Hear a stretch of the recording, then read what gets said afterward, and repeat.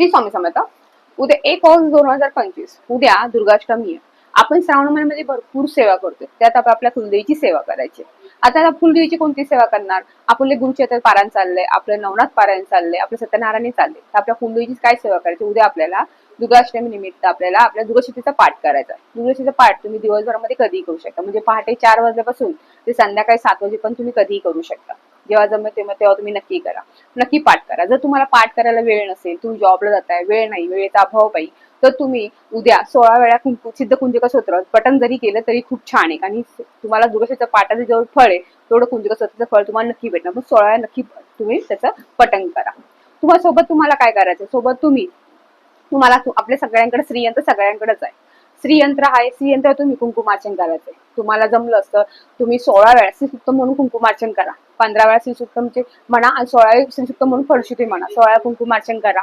त्यातल्या त्यात जर तुम्हाला श्रीसुक्तम वाचायला वेळ नाहीये, वेळ अभाव आहे, पण तुम्हाला कुंकुमार्चन करायचंय, जॉबला जायचंय, घरात कोण नाहीये, बाळ सांभाळायला वगैरे काही कारण असू शकतं, तर तुम्ही ओम ऐं ह्रीं क्लीं चामुंडाई चुम एक माळ म्हणून कुंकुमार्चन केलं तरीही चालेल. किंवा देवीची कोणती 108 नावं, महालक्ष्मी देवीची 108 नावं जप करून जरी कुंकुमार्चन केलं तरी चालेल. सोबत तुम्हाला महालक्ष्मीष्टकम हे तुम्ही पठण केलं जर 11 वेळा तरी खूप छान राहील. 11 वेळा 16 वेळा पठण केलं तरी खूप छान आहे. उच्च कोटीची सेवा आहे. तुम्हाला ही सेवा नक्की करा. सोबत आपल्या देवीला उद्या काही वस्तू अर्पण करायची. त्यातली कोणती? तर देवीला लवंग खूप प्रिय, आपल्या सर्वांना माहिती आहे. उद्या देवीला 11 लवंग अर्पण करायचे. लवंग कशी अर्पण करायची? देवीला देठ जे आहे तिच्याकडे आणि फुलाचं फुल जे आपल्याकडे करायचं, अख्खा फुलाचे लवंग घ्या. लवंग अर्पण करता तुम्हाला ओम ऐं ह्रीं क्लीं चामुंडाईचे हा मंत्र जप करायचा. 11 मंत्र जप करता एक मंत्र जप करायचा, हातात लवंग धरायची, मंत्र जप करायचा आणि देवीला ती अर्पण करायची. हे दिवसभरामध्ये तुम्हाला जमेल तेव्हा तुम्ही करा. असं नाही की संध्याकाळीच करा, संध्याकाळी सकाळी करा, संध्याकाळी असं नाही. तुम्ही रात्री जरी केलं, रात्री 10 जरी केलं तरी चालेल. लवंग अर्पण करा. दुसऱ्या दिवशी म्हणजे शनिवारी त्या लवंग घ्या आणि त्या तुम्ही प्रसाद म्हणून ग्रहण करा. सगळ्यांना द्या खायला तरी चालेल. नाही ते 4 जरी टाकलं तरी चालेल. त्या निर्माल्यात वगैरे टाकू नका, तुम्ही खा त्या लवंगात. त्या खूप चांगले प्रभाव भेटतात, चांगले राहतात ते. आणि मंत्र जपाने सिद्ध केलेले आहेत. त्यामुळे त्याचे प्रसाद म्हणून ग्रहण करा.